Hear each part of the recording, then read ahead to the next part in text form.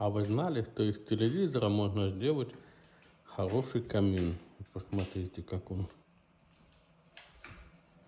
Камера не передает, но вообще так неплохо. Горит супер.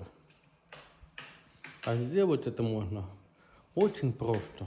Достаточно зайти в YouTube, написать слово «камин» и выбрать видео. Например, вот это длится целых 10 часов.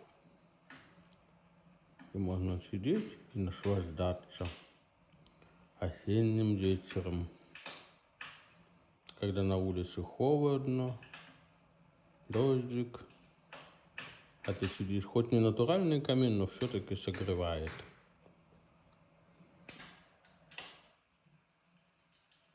Вот как-то так.